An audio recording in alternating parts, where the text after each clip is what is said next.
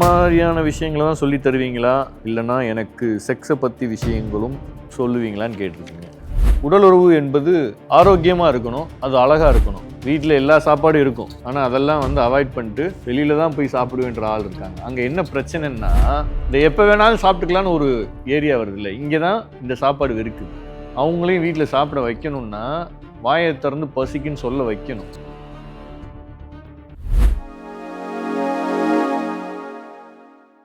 அடுத்த கொஸ்டின்ஸ் என்னன்னு பார்ப்போம். இங்கே இந்த மாதிரியான விஷயங்களை தான் சொல்லி தருவீங்களா இல்லைனா எனக்கு செக்ஸை பற்றி விஷயங்களும் சொல்லுவீங்களான்னு கேட்டிருக்கீங்க.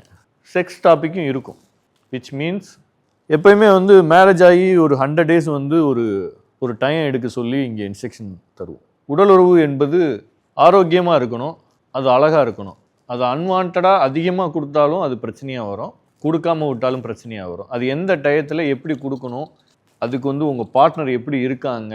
சில பேர்த்துக்கு எப்படி கேரக்டர் இருக்குன்னா, வீட்டில் சோறு பொங்கி ஆக்கி வச்சுருப்பாங்க, சாப்பிடாம வெளியில் போய் கடையில் சாப்பிட்ற ஆள் இருக்காங்க. வீட்டில் எல்லா சாப்பாடும் இருக்கும், ஆனால் அதெல்லாம் அவாய்ட் பண்ணிட்டு வெளியில தான் போய் சாப்பிடுவேன்ற ஆள் இருக்காங்க. அங்கே என்ன பிரச்சனைன்னா, வெளியில் இவங்க போய் அந்த கடையில் சாப்பிட்டு அதுக்கு காசும் கொடுத்துட்டு வருவாங்க. ஆனால் சேம் அதை விட ஹெல்த்தியான ஃபுட்டு வீட்டில் இருக்கும்.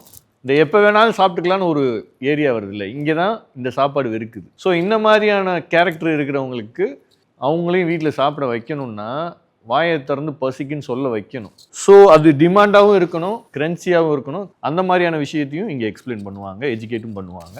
100 நாளைக்கு அவங்க ஒரு ப்ரிகாஷனோடு இருக்கணும் அப்படின்னு ஆணுக்கும். பொண்ணுக்கு அந்த ப்ரிகாஷனை நீங்கள் மெடிக்கல் நெக்லஜென்சியில் எப்படியெல்லாம் மேனேஜ் பண்ண முடியும், ஓவலேஷன் டேட் எப்போ எடுத்துப்பாங்க, எந்த டயத்தில் அவங்க இருந்தால் அவங்களுக்கு குழந்தை பிறக்காது, இந்த மாதிரியான விஷயத்தை எல்லாமே ஃபீமேல் அவங்களுக்கு டீச் பண்ணுவாங்க, மெயில் டீச் பண்ணுவாங்க. ஸோ அது உங்களுக்கு ரொம்பவே ஹெல்ப்ஃபுல்லாக இருக்கும்.